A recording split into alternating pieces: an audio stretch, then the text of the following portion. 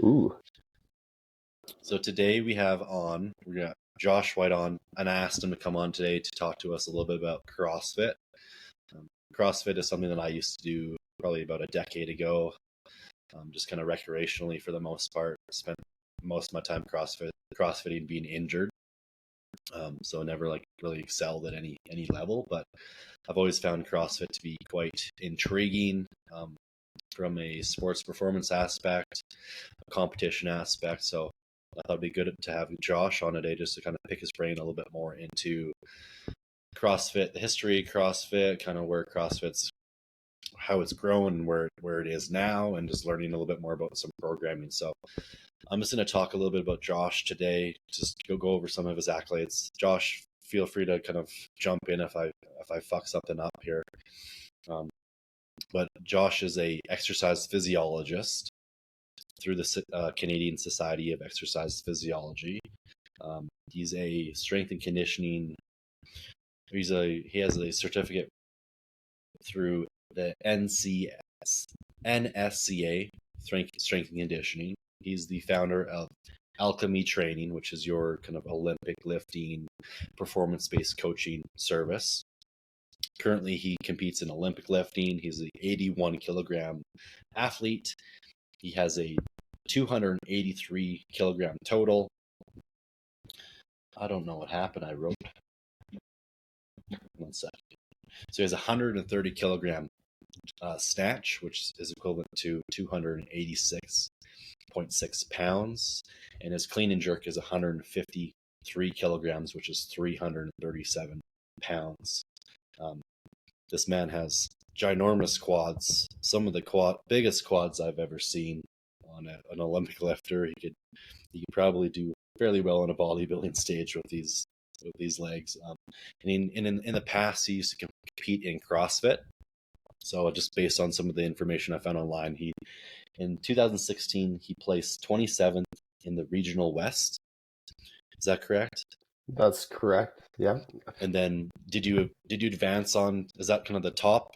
Did you advance onto another stage, or was that kind of the end?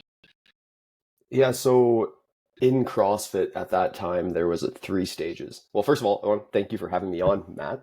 Of course.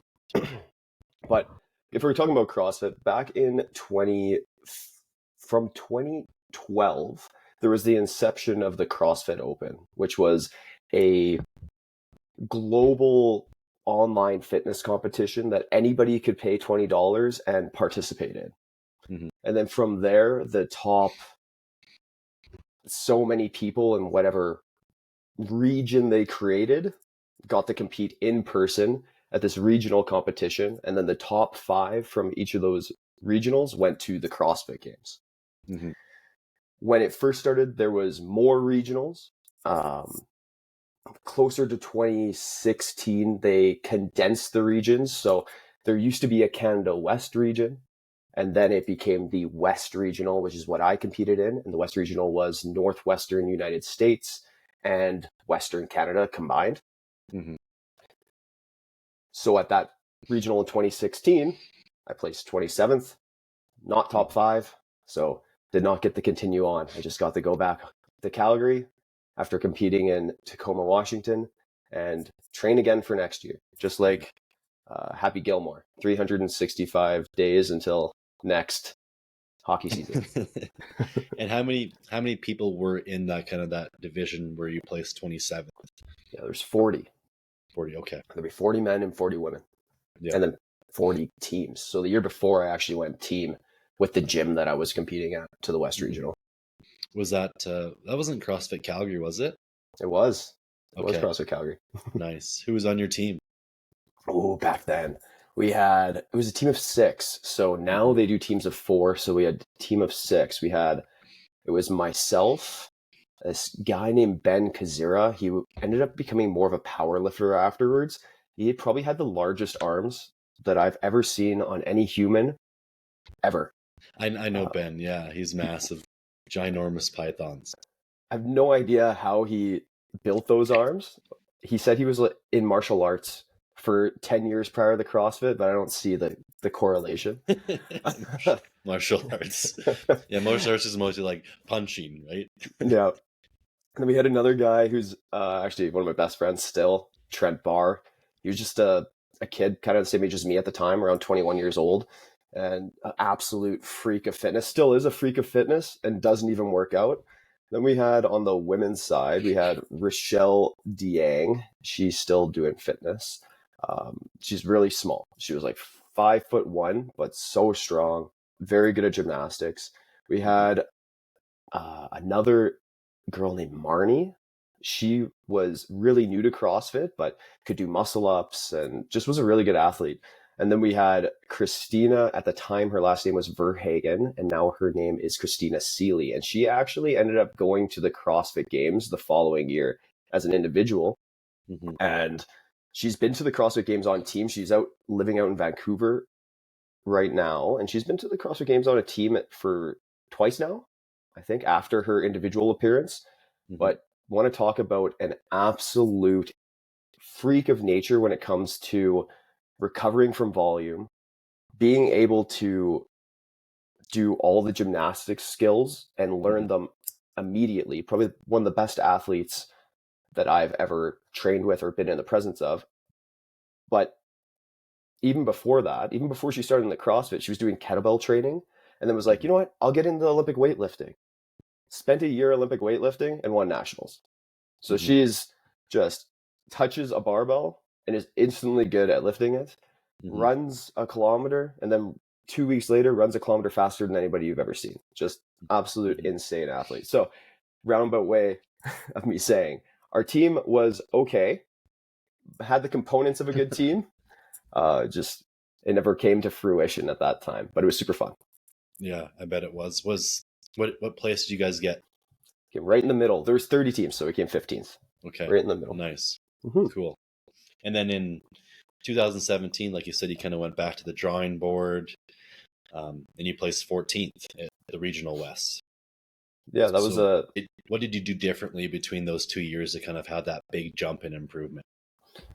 So in 2016, I'd say my training consisted of mostly doing random workouts, as many random workouts as I possibly could, with not so much rhyme or reason. So I would have been 21 at the time. My knowledge of strength and conditioning back then was fairly limited. However, I personally felt my knowledge of strength and conditioning was excellent at 21 years old with barely any experience.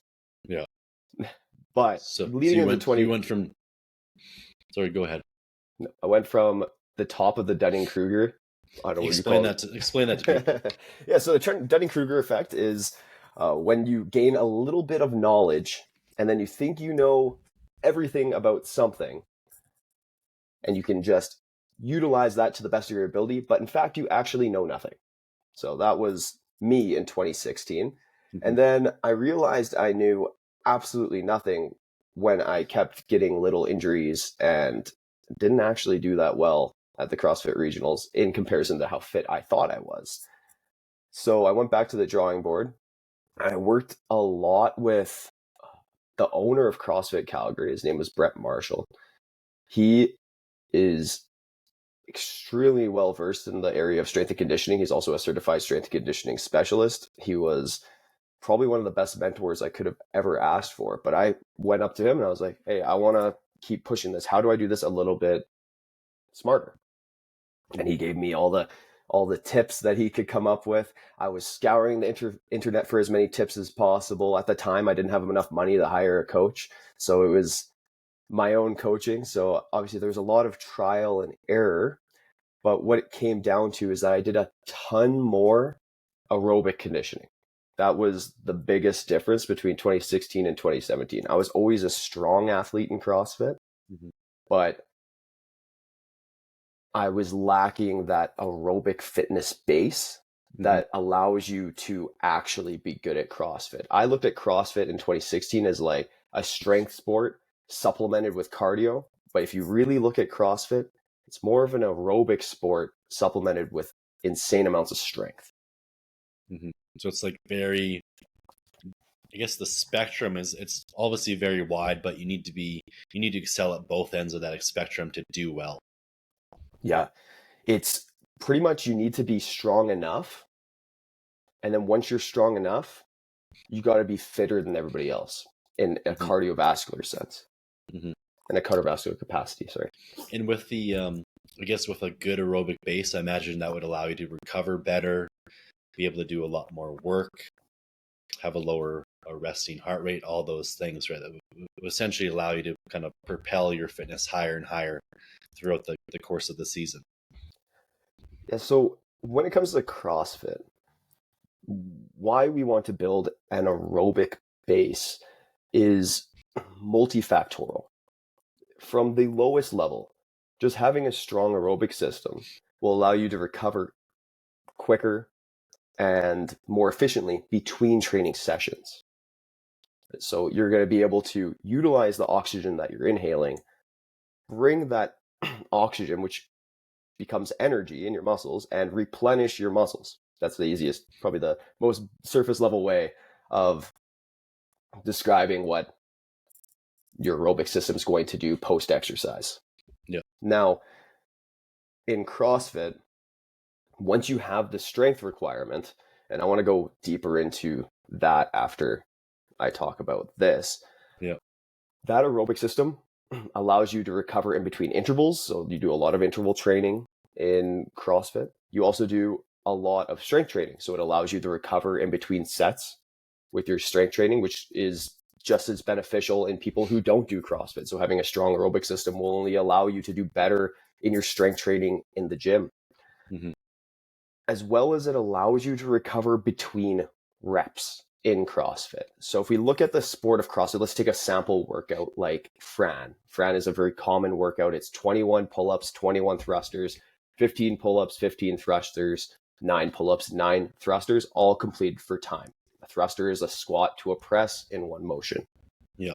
Now, unless you're really elite, you're not going to be doing that. Actually, even when you're really elite, you're going to be taking some sort of rest period between movements. When you're really elite, the rest period is between the pull-up bar and the barbell.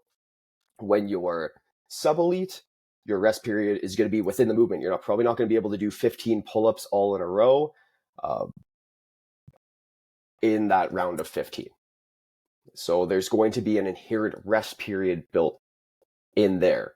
An unscheduled rest period, but a rest period nonetheless. And having that strong aerobic system is going to allow you to get oxygen to those muscles so that you have the energy to complete the rest of your 15 pull-ups. Mm-hmm. So you can recover faster in between your intermittent sets. Yeah. That was the biggest difference between the 2016 me and the 2017 me. Is I just had a much better cardiovascular system.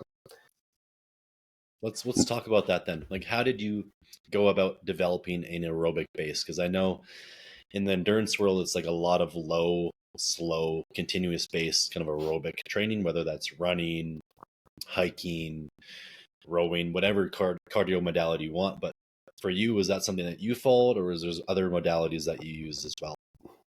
Right. So when it comes to building an aerobic base, we have to look at specificity. And that goes with when we're looking to do anything in fitness. We have to look at the needs first. We have to do a needs analysis. And if we look at CrossFit, we could do a ton of zone 2 running. It will still improve your cardiovascular fitness, but CrossFit is lower body and upper body. And if we're doing just running to build our aerobic base, well, then we're primarily working only our lower body. We're going to get the majority of those aerobic adaptations, like the local peripheral adaptations. So like the adaptations that go on at a cellular level in your legs or anywhere in your body where the muscles are working. Mm-hmm. Let me backtrack on that. Mm-hmm. When we're trying to develop an aerobic base, we want to develop both peripheral adaptations and central adaptations. Mm-hmm. So central adaptations being the heart and our oxygen delivering capacity through our breathing in our lungs. We also want peripheral adaptations like in our local muscle tissue. So if we look at our legs, During running, we're going to get greater mitochondrial density in our legs. So we're going to be able to utilize oxygen better in our legs to create energy. And we're also going to be able to convert that oxygen into energy. I just said the same thing twice.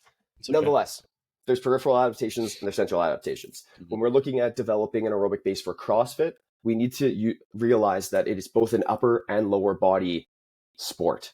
So if we're just doing running to develop a zone 2 adaptation or an aerobic adaptation, then we're only getting that adaptation in our legs. So maybe doing something more like rowing, where we have lower body and upper body included, would be a better way to get those aerobic adaptations to both lower and upper body. But then we have to consider that rowing has a rest period built in, and it's also very hard to hold a steady state with rowing, because there's just so much power that has to be produced in order to keep rowing, unless you get really efficient at rowing. Yeah. So that's when a tool like the air bike comes in, where you have your arms moving and your legs moving at the same time, so that you can get that aerobic adaptation both in your upper and lower body. And that will help transfer into CrossFit a little bit better. Mm-hmm. So instead of just running like typical zone 2 cardio enthusiasts think about, you can do the same thing with rowing. You just have to get really efficient at it. You can do the same thing with biking. You can do the same thing with the ski erg.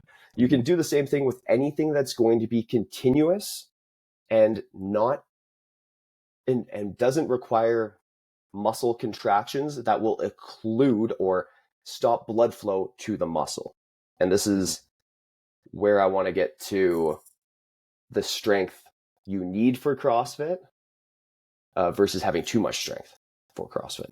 Mm-hmm. Or being strength biased. Well, that's a good point, because not many people actually talk about that, and the fact that, like, let's say that some people will try to train their aerobic system by doing some sort of kind of resistance-based workout, but we do have so much blood occlusion when we're performing repetitions of a squat or an overhead press or whatever exercise, and it doesn't create the same adaptations as the continuous based aerobic trainer that you were talking to or referring to before, with the ski erg, or with the sort of the Airdyne, the ski erg, running, etc. Yeah, exactly. So it's really common, especially when I was training in 2017, since CrossFit is still so relatively new, there wasn't a ton of resources around developing your aerobic base for CrossFit. So we often did see, and I did it myself, doing air squats and doing push-ups because they feel really develop an aerobic base. Mm-hmm. A more efficient use of my time would have just been spending 90 minutes on the air bike. Yep. A more effective use of my time. So I 100% agree with you, but the complicated thing with CrossFit is that you can use a tool like the Airdyne to develop the aerobic base in terms of the upper body musculature and the lower body musculature, but then you still, in competition, they're going to have you do things like running, which has like a great skill component to it. They're going to have you do rowing. They're going to have you doing ski erg. They're going to have you doing so many different things. So it's like you still have to do all those things regardless to be right, to excel, right? Right. So a common workout that we would do to develop an aerobic system in a CrossFit sense would be utilizing 3 pieces of equipment and rotating between them. So let's just say the ski erg, the bike erg, and a row erg. So 3 ergs. You can do 2 minutes on the ski erg, keep your heart rate in your zone 2 kind of zone, or just at a talking pace.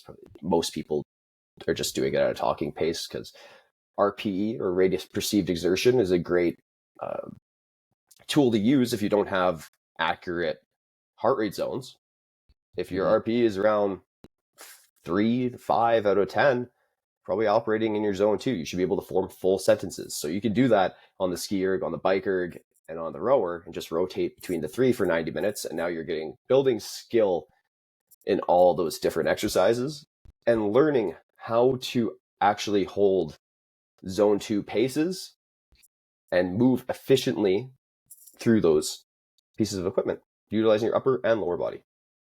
Gotcha. You cut out there for a little bit. Just give me 1 second here. So Yep, no worries. okay, we should be good. Okay, now let's kind of go into. Actually, I want to ask you. So when you developed that aerobic base, how much time were you spending per week, kind of working that system? How much time did you put towards it? Because in some communities, I'm just thinking about like a Dr. Peter, a Tia, who's very big on zone 2 conditioning for longevity. He's talking about doing about 4 hours a week for maximum kind of adaptations. Were you doing insane amounts like that, or were you kind of doing smaller amounts so that you could still fit in some of the strength work that we'll discuss in a bit here? So my training at the time probably had less than what I should have been doing. I was doing maybe 60 to 90 minutes per week. Now, if we're looking at modern day top level CrossFit athletes that understand developing their aerobic base, these guys are doing 3 to 5 hours per week for sure, if not more. So some people are utilizing it every single day for 60 minutes. At the end of their day, they just throw on a movie.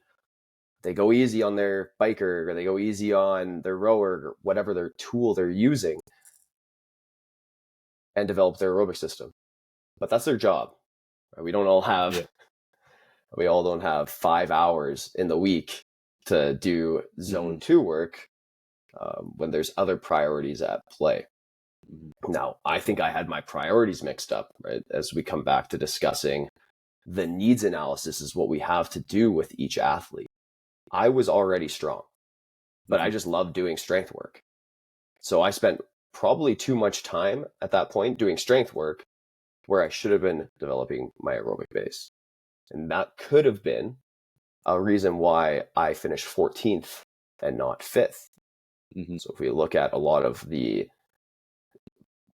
break down the events I did well in at that time, it would have often been the gymnastics workouts because I was a smaller guy. I'm 5'8". I was like 178, 180 pounds, competing against guys that are 6'2", 205 pounds. I was probably more like 6 foot, 6'2", 205 pounds. So I had an advantage on the gymnastics movements. So I would do well in those. Yep. Or if we had lots of squatting, because I got big legs, I could do lots of squats, and I was strong in the squat. So naturally, in my own training, exercise, lots of squats and lots of gymnastics movements because it would make me feel good. But if I had, I lost you there. 1 second. Yeah, give me 1 more second. I didn't try. No worries. It might cut out for a second here as I switch connections. That's fine. You there? I'm there. Okay, I just switched to 5G. Ooh, there you go. So what were you saying before we cut off there? Yeah, we're going to kind of like doing a needs analysis. To determine your strengths and weaknesses. So I trained my strengths a lot and probably didn't spend enough time on my weaknesses. And my weaknesses at the time was aerobic conditioning. Right, so, but obviously just by you doing that 60 to 90 minutes per week, you had a profound improvement in your aerobic system. Would you say? I would 100% say that was the case. I actually tend to, just off of anecdote, off my own training, I think I'm probably more of an endurance-based human, somebody that responds really well to endurance training, more so than someone who leans more towards building muscle or a large amount of strength. Right? I'm probably built more to be an endurance athlete. It's just the training that I've done in my youth and my adulthood that has allowed me to be semi-successful as a power and strength athlete. So when you've incorporated more aerobic training, you just found that you've responded to it a lot better than you had to your kind of strength-based and aerobic-based work? Absolutely. Right. It was night and day. I'm able to recover faster in between my intervals. I can now put max effort into my intervals and recover in half the time that I used to recover in which I used to not even recover before my next interval. It was Mm-hmm. night and day. And I think that's a really important piece for people when they look at their entire training program, is to dedicate just a little bit of time to some zone 2 work and see if it makes a difference, because I can almost guarantee you that it will. Mm-hmm. Yeah, when I was doing my kind of endurance running stuff, and there's periods of time where I'd spend months and months doing a lot of zone 2 work. Eventually I got to the point where I was beginning to plateau in terms of my ability to kind of make improvements to my pacing at my aerobic zone. So my goal over time was, how can I increase my running speed at a given heart rate? If I began to plateau, what I noticed was if I threw in a month or two of more higher intensity work and then came back to the aerobic work, I would be able to make more improvements. But there was many times where I just keep on kind of spinning my tires and not making progress doing aerobic work. So I imagine, was that similar for you at all? Or Personally, no, because I didn't do enough zone 2 work to get to that point. I wasn't training for an ultra marathon. yeah, But that touches on a really good point. And it goes on doing too much zone 2 work. too And much. yeah, it's a comfortable pace. And it's very easy to do it because you feel very productive doing it. It feels good when you're done. But you are missing that I guess the big gears of your engine, of your speed. You're missing the speed training. How do you get faster at a lower heart rate if you're never running fast? Right? Mm-hmm. You're not going to. You're never going to elicit the adaptations needed to be efficient when moving fast. You'll just be efficient at moving slow, which is interesting because we often hear about the 80-20 rule. I don't know if you're familiar with that. Yep. But the 80-20 rule is 80% of your time training your aerobic system should be done in zone 2, and then 20% of the time should be done training in zones 4 and 5. If we look at a 5-zone model, and 3 being that kind of gray zone where it feels like you're working really hard, but you're not past the point of accumulating a ton of lactate or metabolic byproducts that will slow you down. In my experience, Mm-hmm. that's where I started. When I started training a little bit more endurance. It's like, I'm going to do 80-20. So I stuck to it. I was like, 80% of the time it's going to be zone 2, 20% of the time is going to be zone 4 and 5. If we look at the sport of CrossFit, 0% of the time you're going to be in zone 2. Mm-hmm. So if we're looking at sport specificity, it's zone 2 is not specific to CrossFit. It's going to help you in the sport of CrossFit, but from a specific sport specificity standpoint, it has nothing to do with CrossFit. CrossFit is zone 4 and 5. It's super threshold. The It's race longest, pace. yeah. Pardon? It's race pace. Yeah, it's faster. Yeah. It's faster than race pace, True. Yeah. right? Like if we're comparing it to running, right? Yes. Or it'd be more similar to like running an 800 meter or running a 1500. That's probably the pace you're doing. You're running mid distance. It's pain. It's the pain cave. Yeah. Right? That's where you're going to live. So the best CrossFitters are going to be able to train in the pain cave and recover from it Mm-hmm. as much as possible. Some of their training leading into competition is going to look 100% zone 4-5 and 0% zone 2. And that's when we go back to, what is zone 2 useful for in the sport of CrossFit? It's useful for really far away from competition. Because if you're going to compete in CrossFit, you better be good at CrossFit. If you're going to compete in CrossFit, zone 2 isn't going to make you better. It's going to help you build, as we talked about right at the very beginning, it's going to help you build the base to be better at the sport of CrossFit. Zone 2 work will also not make you a better marathon runner. It will build the base so that you can become a better marathon runner. Marathons are run in zone 3 for the most part. Zone 3 and then finishing closer to zone 4 because you have the heart rate creep. You have the creep of fatigue that's going to push you super threshold, right? Mm-hmm.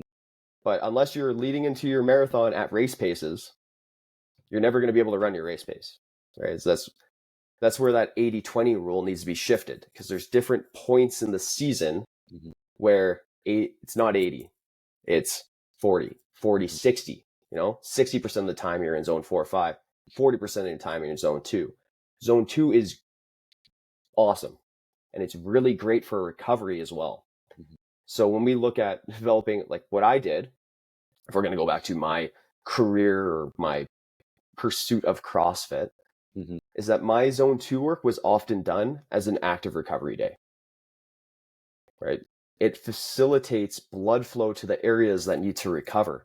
It's not hard enough to where you're accumulating fatigue, right? It's actually, if done correctly, fatigue reducing, right? It attenuates recovery. So that's what I typically use it as. If I was to go back in time, I would have been a little bit smarter with my periodization or how I structured my training throughout the year, and brought more zone 2 training into the early stages of my base building work. So in the off season, then you'd make sure you have that base in place, and then as competition season started to roll around, that's when you'd kind of shift away from that zone 2, which would allow you to do more of the things that are more specific to CrossFit. Exactly. Gotcha. And I know right now you're coaching a couple of CrossFitters, some competitive based CrossFitters. Is that what you're doing with them? Can you kind of go into a little bit more detail around how you're programming for them in terms of off season versus in season? Yeah, exactly. So it's actually great to also think about the sport of CrossFit as a whole before we even talk about my individual athletes, because in 2015, 2016, 2017, 2018, I was injured in 2018, so didn't really pursue going into a higher level of CrossFit. But from 2015, 2016, 2017, and 2018, there was a boom, a CrossFit boom. That's like the most competitive period of CrossFit. We had a really structured season, and we could watch athletes go from the open to the games seamlessly. From 2018 to kind of where we are today, it's been shaken up every single year. There hasn't been any specific structure of a CrossFit Games season. We have had the introduction of things called sanctionals, which was kind of like regionals, but privately ran organizations. And then there was the reintroduction of regionals or sectionals, I think they're called now. So I don't even know how it works anymore. It's so convoluted, it's right? Confusing, man. So we also don't see the same intake of competitive athletes. That's kind of where I'm going with this. More people are doing CrossFit. In my experience, people are doing CrossFit competitively for themselves and more for a local competition level. And those are the people that I'm usually getting, right? Is people that just want to be better in a local competition. We have the same CrossFit Games athletes from 2015, 2016 that we still have today. We're not even really seeing new faces pop up. We're seeing a lot of the same old guard is still at the top. For example, last year, Patrick Vellner is a guy. He's actually from Red Deer, Alberta, so right near us. Finished second. In 2016 or 2017, he finished second or third. So it's still the same people. He's 32 now, 32 years old. He's still the same guy competing near the top. So the influx of competitive athletes is just lower. There's less population of them. And do you think that at the top it's actually the best athletes, or is it just because, like you said, it's become very convoluted? It's not, the structure changes every year. Like for some people, just with the uncertainty, they're like, I don't want to like go through the process of trying to get to the games because there's a possibility that I might not make it, even though I'm one of the best. I would argue that the cream always still rises to the top. We see that is the case with usually the top 10 athletes always being very similar people. And then we'll see the bottom half. That's where you see the programming matters. Right? It's like, oh, I didn't get in because I suck at deadlifts. Well, then why did Matt Fraser win his 5th CrossFit Games? I bet you he was good at deadlifts. Like, you're not the fittest. So is there an alternative stream to CrossFit now, like a different name that people can enter that maybe is more lucrative? I'm just asking because I don't know anymore, but no. CrossFit's still going to be like your highest paid. your highest pay, okay. Yeah, and Because your most organized, I guess. in like Fraser's retired, right? Mm-hmm. And like Rich is retired, but there are still some of those kind of gatekeepers around. Oh, Like you said. absolutely. Okay. Yeah. That I guess that's like a little side tangent to go back to what I'm doing with my own athletes. So I wanted to put that into context because my own athletes are just people looking to perform well at a local competition. They have full-time jobs. They aren't full-time CrossFit Games athletes. When I was training for regionals, I worked at a CrossFit gym. I was the general manager of a CrossFit gym, making not very much money, but that was okay. I was 21 years old, and I would work out 3 times a day. Yeah, I was working out 4 to 6 hours a day, and that was my life. Instead of going into your CrossFit athletes, I want to know like what would be required to be like the amount of workload that's required to achieve the pinnacle of CrossFit. Because I know when I used to watch, when I was interested in CrossFit, when like kind of Rich was at the top, I'd watch videos of him and he'd be doing the 3-a-days, drinking the gallon of milk a day, eating pounds and pounds of bacon. I imagine things have changed drastically from then until now in terms of what's required to be at the top, because like you said, just the competition itself has drastically changed. So can we go into a little bit more of the specifics of what would be required to reach the pinnacle of CrossFit if someone has the genetics and all that jazz? Perfect. Right. The best CrossFitter is going to be the person that can do the most amount of CrossFit and recover from it. Mm-hmm. Given they have a prerequisite level of strength and gymnastics skill. That's it. So CrossFit Games, what does that look like now? Is it like a 7-day thing where they're doing 2 or 3 workouts a day? Like what is that now? Yeah, call it 4 or 5 days through a week where they need to get 13 events done, usually between 12 and 15 events. Yeah. And these events vary from a 1 rep max, any of movement, pick it, any compound movement that they might test, all the way to, I think they've done a marathon row. So we see the extreme ends of the spectrum. Okay. Now, if we need to be the best CrossFitter, there is so many skills that we need to be proficient at in order to actually get to the CrossFit Games. Right? There's prerequisite amounts of volume that you need to be able to complete and recover from in a weekend just to get to the CrossFit Games. Right? So if we're going to develop the best CrossFit athlete, it's going to be the person that can execute all the skills at a very high intensity and recover from it. So the only way to recover, to have that recoverability, is to build your capacity to recover from volume or to recover from training, which kind of goes back to that zone 2 work, right? That helps you build the base. But at a certain point, we have to also build our strength to the point where we can do all the weights that are prescribed and do them honestly quite easily.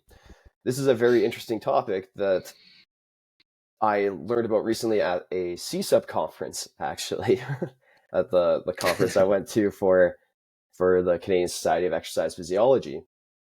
And somebody did a study, and I'm probably going to butcher this because I'm just going this off the top of my head. But in summary, they did a study where they measured how strong somebody was, and does this strength influence the amount of times they can contract the muscle without occluding the muscle. Okay, so it's like critical power. Does your strength influence your critical power? And typically critical power is measured on a bike, right? So at what point on a bike do you start accumulating metabolic byproducts that will slow you down. They did the same thing, but using a hand gripper. Okay. So a dynamometer, you squish, squish, squish, squish, squish. And at what point, how much intensity do you need to squeeze before it starts accumulating fatigue in your forearm? Okay. And they correlated this. I don't know what exercise what strength correlation they did. It had to be of some sort of upper body strength. Bench press or something. Yeah, bench press or something, some upper body strength movement. Now, this is where I'm butchering it because I don't know the study like the back of my hand. But I thought it was fascinating, right? Because what they found was that typical muscle endurance zone, that you read about in the textbooks, the 15 plus reps per set, right? That's going to make you better at muscle endurance. Well, they wanted to see if just increasing your 1 rep max will make you better at muscle endurance, or will doing higher rep sets make you better at muscle endurance from that hand grip dynamometer. What they found was that no matter what, your critical intensity for your hand grip was somewhere between 30 and 40% of your 1 rep max, which is kind of interesting because say the RX weight in CrossFit for a thruster, say the RX weight is 100 pounds, right? That's 30%-ish of 300, 33% of 300 pounds. Okay. So if you have a 300-pound thruster, in theory, you could do that 100-pound thruster indefinitely and never accumulate fatigue, right? If you have a 275-pound thruster, well, then that 100-pound thruster is going to accumulate fatigue and you're not going to be able to do it forever.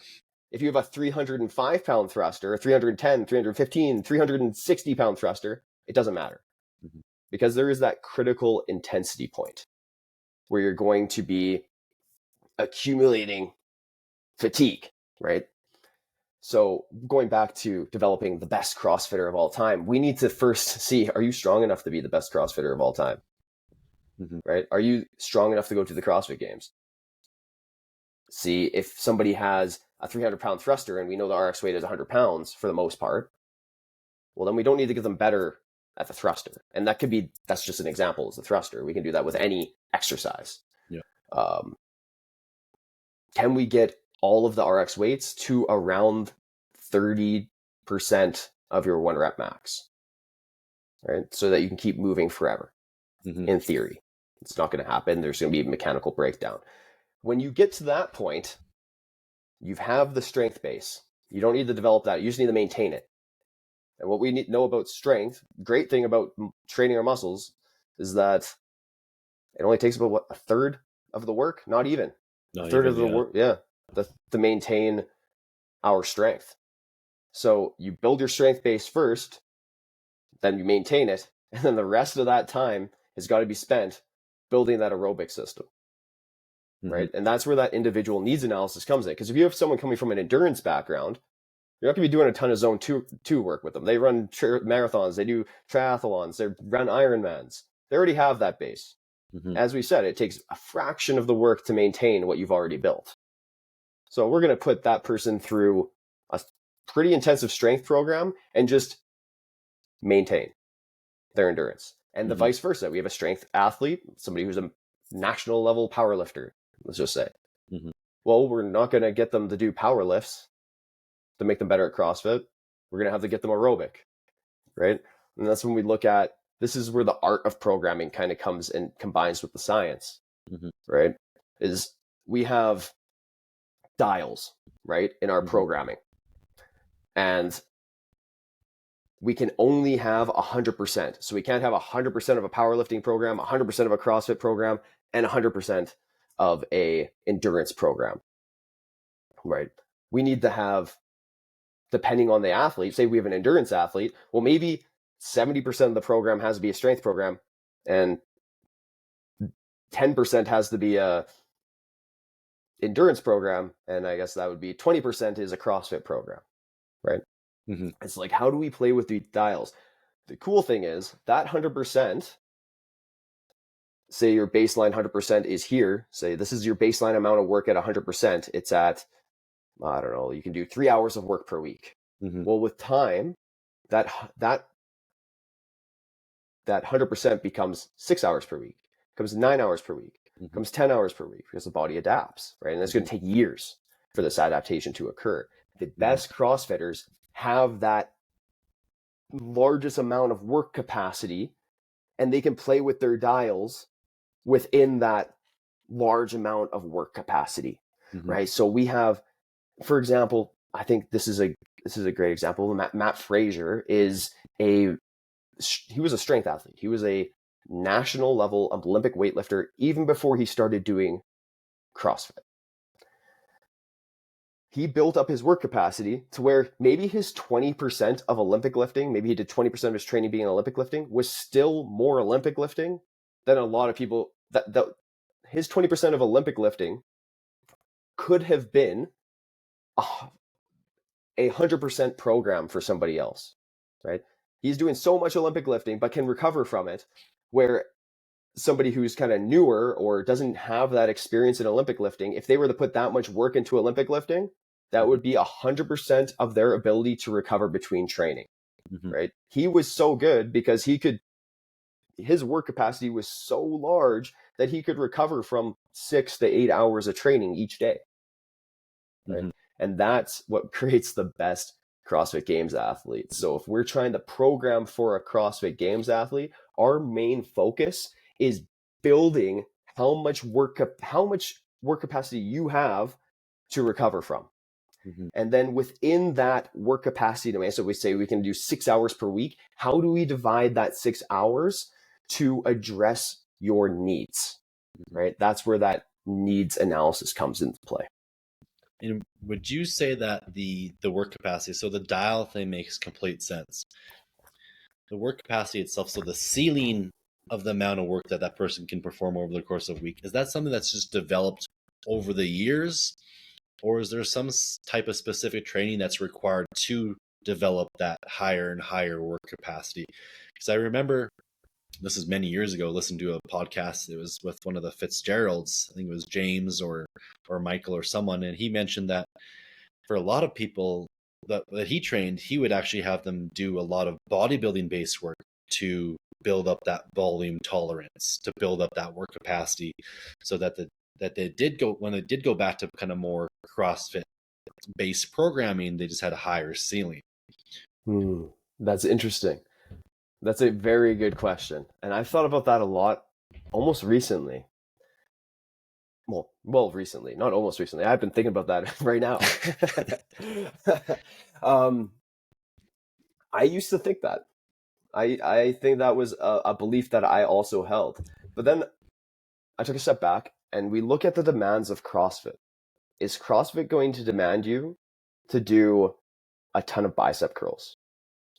Bicep curls, yes, are going to help you at elbow flexion, right? They're going to build your capacity to do elbow flexion. But given that we only have so much time throughout the week, would it be better to build up capacity in our pull-ups or in our bicep curls? It's going to be pull-ups, right? Is it going to be as many reps as a bicep curl? Absolutely not. It won't be. But we need to build efficiency and movement and recover from that. So my take on that would be that we need to develop capacity in sport-specific movements. And if we need to develop further capacity than that, that's done in terms of our zone 2 training, right? That's an aerobic adaptation. We're not building aerobic adaptations with bicep curls, right? Ever, never, not once are we going to build an aerobic adaptation with bicep curls. So I see where that comes from. And that's almost that muscle endurance training zone, that 15 plus reps to build up our muscle endurance versus building our 1 rep max to increase our muscle endurance. Whereas that study was like, oh, you increase your 1 rep max, you have the ability to operate sub threshold at a higher weight. And when I'm like, obviously bodybuilding, yes, it compromises bicep curls, but it also includes pull-ups and dips and push-ups and dumbbell presses and dumbbell rows. So it's not like just purely isolation-based training, right? I was just thinking, like, for instance, let's say you have someone that's like completely new, fresh out of the factory. They want to become a CrossFit athlete eventually. I think there would be some utility in having them just like master those basic fundamental movements. And that's kind of, I think, what you were also kind of referring to, the movement proficiency, the efficiency of just a pull up, a body weight squat, a RDL, a deadlift. Because like bodybuilders, they also do those lifts too. Yeah. Yeah, sorry. I guess I was thinking of your question a little bit differently. I misunderstood it. That's my No, bad. no, it's totally fine. So, yes, that's true. We need to develop basic movement patterns before we progress. That's what has to happen.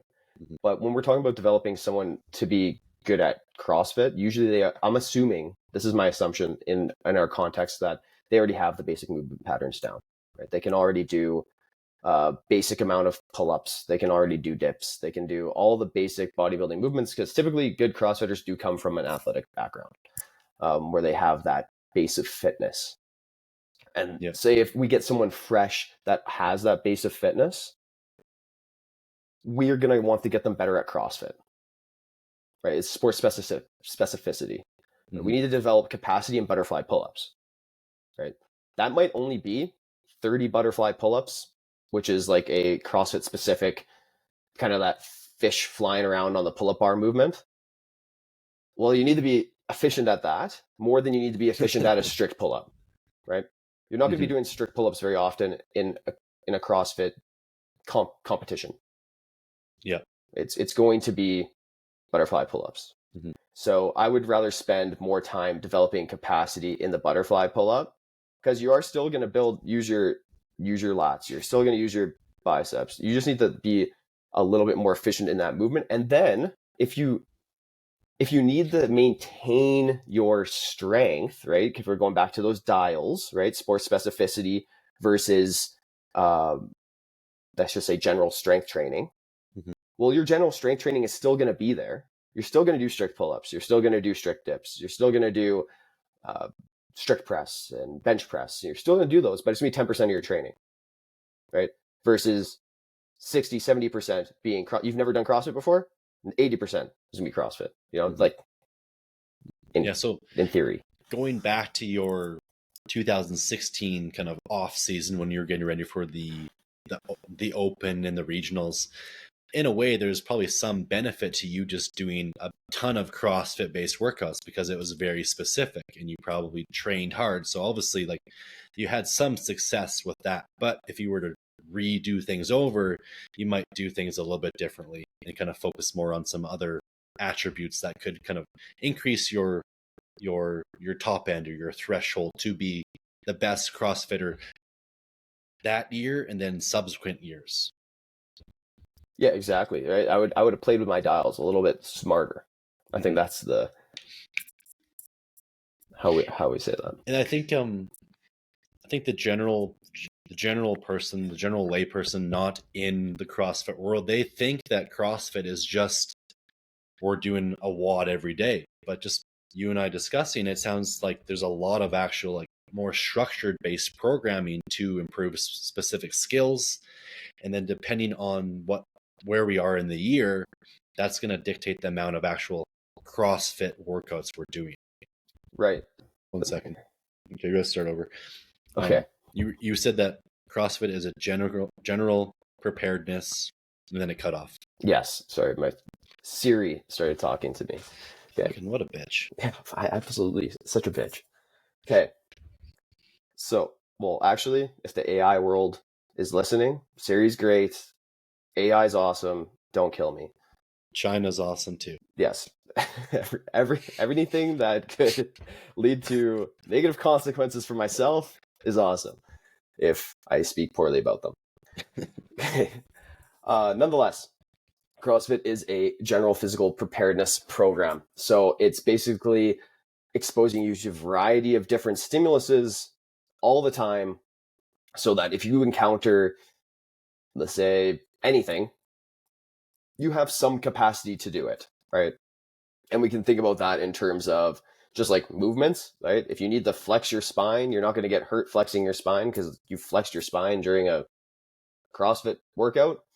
Or you can think of it from like a energy zone perspective. If we need to run away from a bear, which you're never going to be able to do, but let's just say you're running away from a bear, you have the capacity to run away for like 50 meters instead of 10 meters.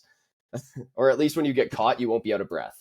So that's the that's what CrossFit is in its essence, right? CrossFit Games is a totally different animal. It's a sport, right? So CrossFit for general physical preparedness is, I think it's great, right? If someone needs to get an efficient 1 hour workout in each day. They don't necessarily want to be the strongest person in the world. They don't want to be the most enduring person in the world. They don't have specific performance goals. And you just want to be healthy. And you execute a CrossFit workout a day with good intensity and proper movement mechanics. And you're not using you're not being, you don't have cognitive dissonance, or like you're not like going into the workout and thinking you can do something when you actually can't. You're doing it pragmatically. I think it's and you have good coaching. Oh man, all those things put together, excellent fitness program for the general layperson. It's just there's so many factors to make it a great workout program for the general layperson, right? Like that's assuming that you have movement capacity, that you can do a full range of motion squat well, that you can move your body through space. You have that baseline proprioception. Now the argument there, but to wrap that up on the layperson, the argument for the layperson is like, how do you develop proprioception if you've never been exposed to the movements? Well, then you could do that in a CrossFit. If you have a good CrossFit coach, then you probably could learn that doing CrossFit. If you have a bad CrossFit coach, that's when you get hurt, right? Yeah. In good being versus bad being more so like attentive versus non-attentive, because there can be knowledgeable and ability to make regressions and whatnot. There's a lot to it, but I agree with you. Yeah, and like to go back on the time, I think that was actually something that when I was at CrossFit Calgary, that we did quite well, and I saw lots of success with lots of people, and it was rare that someone who thought pragmatically about their fitness got hurt, right? Because we had pretty good coaches and proper regressions, and I saw CrossFit in a positive light back then for the general layperson. I still do. Yeah. Now, if we look at CrossFit from the sport context, going back to your question, refresh. I think I got on a tangent. We're talking about general. My question. What was my question? I honestly forget my question. Okay, I think you probably answered it, but we're gonna move on from this because I feel like we had a great discussion about CrossFit programming, and I want to kind of just move on from that. So sure, yeah, absolutely. I want to kind of talk. I made mention before about like Rich Froning and his diet. It's like drinking a gallon of milk a day and bacon and all those things. I want to just talk to you a little bit how you view nutrition for CrossFit athletes in terms of kind of optimizing recovery. Okay. So I'm, first of all, not a registered dietitian.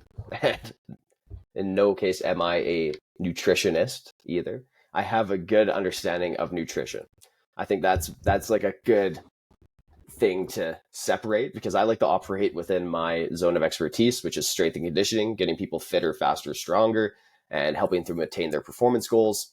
And I can give nutrition recommendations. But however, when someone comes to me and they want specific nutrition help, I'm sending them to my network of people that specialize in performance nutrition, that have 4-year degrees in nutrition. They can give a little bit more than what I can give. However, I do have thoughts on it, and I'm going to give you those thoughts. That's great. I appreciate that, and it's nice that you can identify your limitations and whatnot.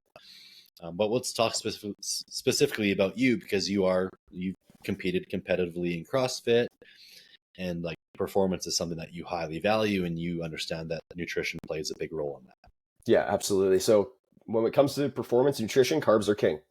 That's what it comes to. Carbohydrates are going to be the king of all of your movement and even your thinking, right? Carbs fuel your body. They're like the gasoline. They're what keep you going. You run out of carbs, like readily available carbs, then you're going to use glycogen or stored carbs from your muscles to provide energy until that runs out, right? And then it's going to transition, then your body will transition to fats, right? Which is dietary fats, not fat on your body. It's the fat that you've consumed as a macronutrient. Then your body runs out of that, and then it's going to use protein, right? Protein is going to be the last thing it uses, going through a process of gluconeogenesis and breaking back down into, guess what? Sugar, which ends up being carbs. So at the end of the day, when it came to performance nutrition, I was ingesting the amount of carbs that I needed to sustain my training, right? And recover from my training. And that fluctuates given how much I was training or at what intensity I was training. So that was something I probably could have done better at when I was going through my competitive CrossFit journey. Was I should have been tracking my macros. I should have been tracking my macronutrients. How many carbs was I supposed to be eating? And I would go through ebbs and flows, but if I was trying to be at the top like all these other guys are, they're dialed. They know that they're eating 430 grams of carbs per day. They're recording, how did I feel at the end of that day? How do I feel the next day? Do I feel fueled? Do I have enough energy to do my training for the day? Right? That's number one. Number two is eating enough protein to allow for recovery, right? So yes, we need carbs to have the energy to perform movements, but if our muscles are broken down, well, then we need protein to repair our muscles, right? So am I eating 0.7 to 1.2 grams per pound of body weight each day, right? Don't need to eat more. Probably should avoid eating less than that. But on average, I want to eat 0.7, 1.2 grams per pound of body weight each day. And that's going to be enough protein to allow my muscles to recover from day to day. I almost think of carbs as like a energy source that kind of helps with systemic fatigue. That's not necessarily what it is doing, but that's how it feels. And systemic fatigue being like that general feeling of fatigue. Versus protein helping with that localized fatigue or that muscular fatigue, like when your muscles are really sore. Well, protein is going to help you rebuild that muscle, right? Because your muscles are literally made of proteins. So the only way to rebuild our muscle is by having available protein. And then fats are just from a performance context, fats are just for hormone regulation, right? Those are for keeping, it's like oil. They're like the oil for your body, right? They're keeping things moving. They're keeping things working as is. You don't need too much because if you're not using them for energy, but if you have too little, then you're not going to be able to transport vitamins and minerals and all the things that attach to fat in your bloodstream and get them to where they need to go. And that's kind of like the basics of how I think about nutrition in a performance context. I want to dive. Those are all great pieces, and I 100% agree with you. But let's talk in the specific context of a kind of a high level CrossFit athlete. Let's say that they're training 3 times a day. They have 3 kind of anaerobic based style workouts that day. If you were coaching someone, what would you recommend that they're eating kind of post workout in terms of the type of carbohydrates and the types of protein sources to ensure that they're actually adequately prepared for the upcoming workouts that day? Yeah, that's perfect. So we're going to actually want to look intra workout as well, especially for these guys. Yeah. We're looking at pre-workout. You're going to have some sort of quick carb. That's ideal, right? During your workout, you should have a little bit of protein, right? Just to keep yourself in an anabolic state. It seems that you should have some protein during your workout and also have very simple carbs. I'm thinking Kool-Aid, Tang, sugary drink. You could, in theory, you could even have, if you like the taste of Coke, you could have flat Coke. You could, anything with sugar in it. You look at professional athletes, oftentimes they are drinking like flat carbonated drinks just because they like the taste. But it could be anything from that all the way to something that's more optimized. We're going to put that in quotations for, yeah, exactly. Optimized for performance like a Gatorade, which might have a little bit more electrolytes, but that's, I don't know too much. I don't have too much knowledge on electrolytes. That's where we go into things. And that depends totally on how much do you sweat. And that's super individualized. And then we go post workout.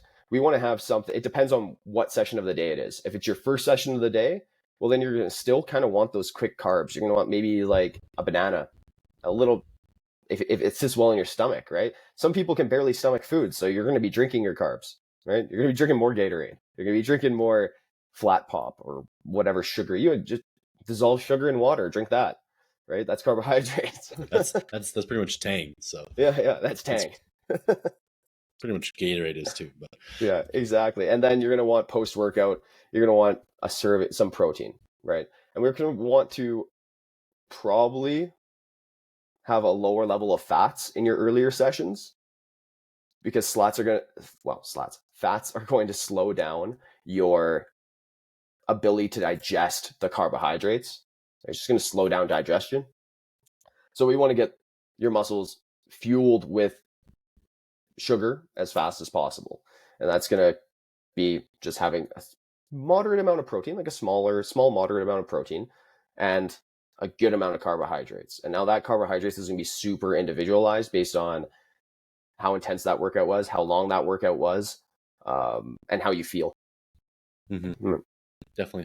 Okay. Yeah. Great information. I want to move on to now, because CrossFit, as you know, is like the amount of work you need to be able to recover from it. Are you implementing any specific recovery modalities with yourself and with athletes to improve their ability to get back to baseline? And that could be massage, that could be yoga, that could be cryotherapy, that could be cold therapy. What are your kind of thoughts on all those kind of different modalities? My thoughts on all of the extra modalities like cryotherapy, massage, even chiro, physio, physio and chiro are more injury rehabilitation. But let's think of like massage guns, cryotherapy, cold water immersion, hot, cold. Those are accessories. Our staple for recovery is nutrition. Well, one, sleep, right? Are you sleeping enough? Are you getting quality sleep? Yes. Well, how's your nutrition? Are you eating enough to sustain your performance? Are you getting enough protein? Are you getting enough carbs? Yes. Okay, do you have time to de-stress? Yes. Okay, sweet. Can you implement all of these other modalities to supplement your sleep, your nutrition, and your de-stressing? Okay, yes. All right, so now we've gotten to where we can actually use all of these passive modalities for recovery effectively. Right? Mm-hmm. You can do all the cold water dunks in the world, and if you're not sleeping enough, they're probably causing you more harm than good. It's just increasing your stress. 100%, yeah. Or even, let's go to the opposite side, I think, hot, right? If you're not sleeping, if you're not eating, if you're not de-stressing, and you're going to add this stress of being in a sauna for 20 minutes, mm-hmm. where you're literally overheating and causing yourself stress on purpose, even though it feels great, right? I like it. But it's taking away from other aspects of your life. You're now so fatigued after your sauna session that you can't go back to work. Oh man, I don't know. I don't know if this is the best recovery tool for you. Yeah.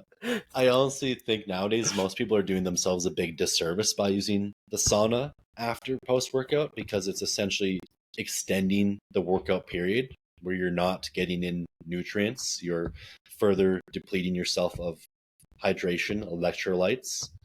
So I like to kind of keep that away from the workouts, to be honest with you. And most people, they're not nailing the basics, like you said, the sleep, the nutrition, the de-stressing. So it's like, why? I think that's the why is the most common word that we miss in training. Why? Right? Why? Mm-hmm. It's like, okay, so you're doing bicep curls. Oh, hold on. Siri to me.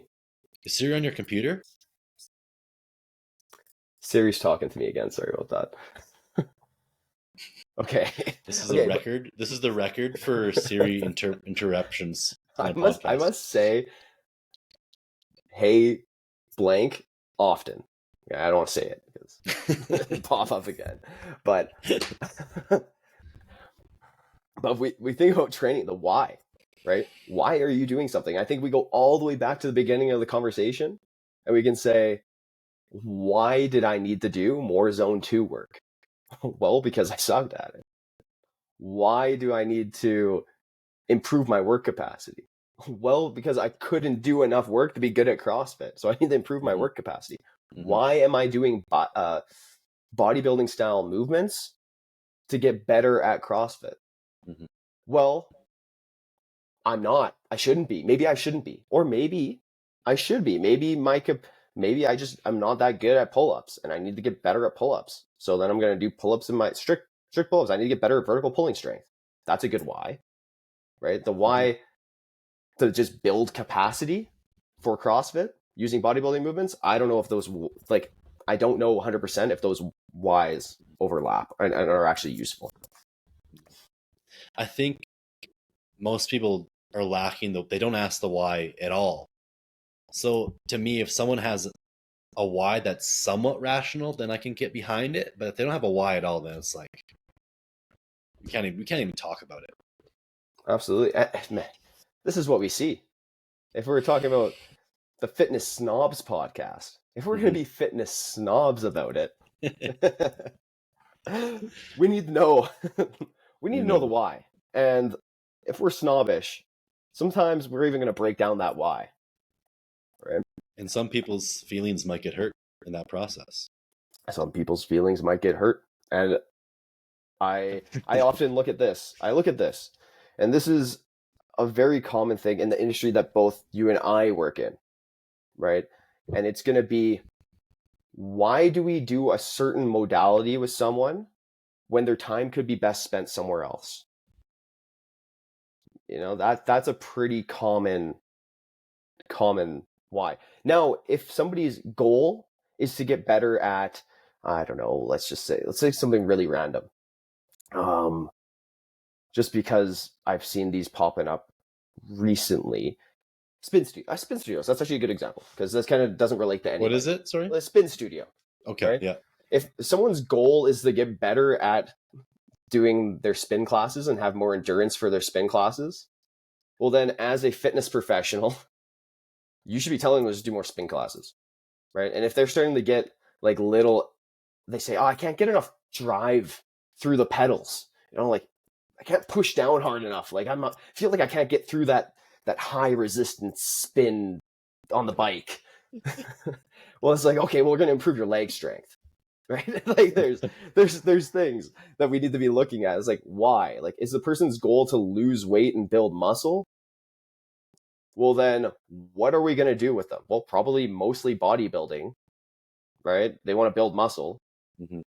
Get them to do bodybuilding. They want to lose weight. Well, you're going to help them learn about being in a caloric deficit, right? Let's give them the best tool for the job that they want to achieve.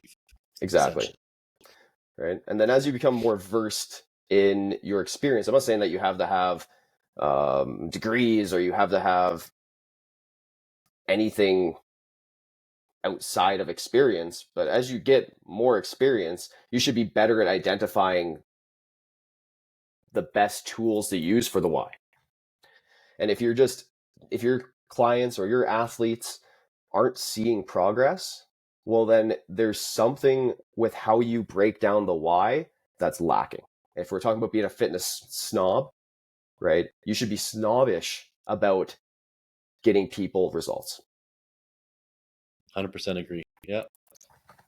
And I think that's, as a trainer, like that's going to be one of the best marketing tools you have for yourself, is getting results for your clients, because that's what's going to get people talking about you, get referrals and whatnot. And like you said, like that's kind of, for a lot of folks in the industry, that's what's missing. But that wasn't what I wanted to get into with this podcast, but definitely a good little side tangent to have. And I want to wrap things up here because I feel like we got a lot of great information, and I want to thank you for coming on today and sharing with us your expertise. It's been great chatting with you. Um, can you give us a little bit of information on where people can reach you for coaching, if they have questions, those sorts of things? Absolutely. So I'm most prominent on Instagram at joshuawhite.pt. It's not physiotherapist, it's joshuawhite.personal trainer. But I'm more of a performance coach. if we're to really break it down, I'm someone that helps people with specific goals reach them. And these are usually specific performance goals, right? You want to be able to do a 400-pound deadlift and run a 5K under 25 minutes. Then you come to me and I help you achieve that specific performance goal by changing the dials in your training and making hyper individualized programs to you, because you are not somebody else. If you have any questions, you can always email me at josh@alchemytraining.ca or just send me a DM on Instagram. Those are probably the two easiest places to reach me. Sounds good. Well, thanks again for coming on. It was a pleasure speaking with you, and I hope you have a great rest of your 2023. Yeah, perfect. I'll see you around the gym, Matt. Thanks for having me on. Anytime, man.